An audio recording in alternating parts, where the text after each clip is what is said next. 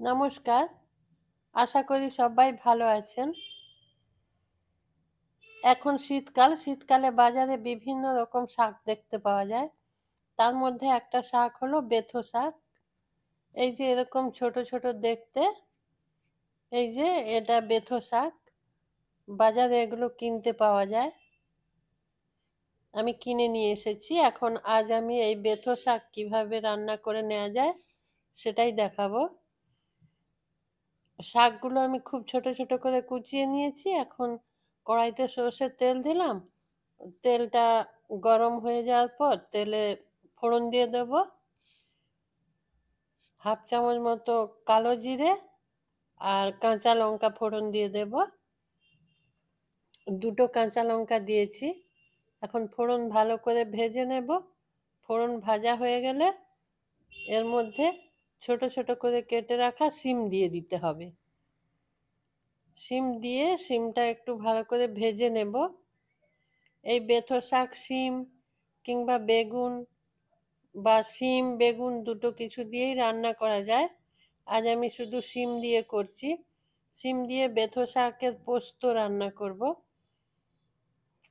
শিমটা হালকা করে ভেজেছি, খুব বেশি ভাজিনি। তারপর শাকগুলো দিয়ে দিলাম। এই যে বেথো শাক এইভাবে ছোট ছোট করে কেটে নিয়েছি। এখন ওগুলো দিয়ে শিমের সাথে ভালো করে মিশিয়ে নেব। যদি শাকের সাথে বেগুন ব্যবহার করতে চান তাহলে বেগুনটা একটু আগে ভেজে রেখে তুলে রেখে দিতে হবে, পরে বেগুন মেশাতে হবে। আমি বেগুন ব্যবহার করলাম না, শিম ব্যবহার করেছি। একটু ঢেকে দিয়েছিলাম, শাকটা অনেকটা কমে গেছে। এখন শাকের সাথে আমি নুন দিয়ে দেব। শাক এরকম একটু কমে গেলেই নুনটা দেয়া ভালো, না হলে পরিমাণটা ঠিক বোঝা যায় না। একটু হলুদ দিলাম। তারপর এগুলো ভালো করে মিশিয়ে নেব। খুব অল্প একটু চিনি দিলাম। বেথো শাকটা এমনিই খেতে বেশ একটু মিষ্টি মিষ্টি, তো অল্প একটু চিনি ব্যবহার করলাম। এবার সব কিছু ভালো করে মিশিয়ে নিয়ে আরও একবার ঢেকে দেব। শাকে আমি কোনো রকম জল ব্যবহার করব না, এমনিতেই শাক থেকে জল বেরোয়।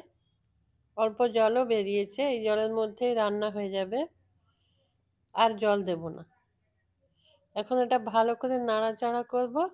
তারপর এই যে 2 টেবিল চামচ পোস্ত বেটে রেখেছিলাম, আর পোস্তর সাথে একটু কাঁচা লঙ্কা দেয়া আছে, ওটা বেটে রেখেছিলাম, ওটা দিয়ে দিলাম। দিয়ে এখন ভালো করে মিশিয়ে নিতে হবে। মিশিয়ে নিয়ে খুব আবার একটু 2 থেকে 3 মিনিট আবার ঢেকে দেব। ঢেকে রান্না হতে দেব। পোস্তর কাঁচা গন্ধটা চলে যাওয়া পর্যন্ত একটু ঢেকে রান্না করব। তারপর আবার ঢাকা খুলে দেব। খুলে আবার নাড়াচাড়া করব। জলটা শুকিয়ে যাওয়া পর্যন্ত নাড়াচাড়া করব। শাক রান্না প্রায় হয়ে গেছে। কয়েকটা চেরা কাঁচা লঙ্কা আর একটু সর্ষের তেল ছড়িয়ে রান্নাটা কমপ্লিট করব। যদি আমার শাক রান্নাটা ভালো লেগে থাকে, লাইক কমেন্ট করতে ভুলবেন না। একটু বন্ধুদের সাথে শেয়ার করে দেবেন। আর আমার চ্যানেলটা সাবস্ক্রাইব করে আমার পাশে থাকবেন। আমি তাহলে আরও ভালো ভালো রান্না করতে উৎসাহ পাবো। আবার একটু ঢেকে দিলাম।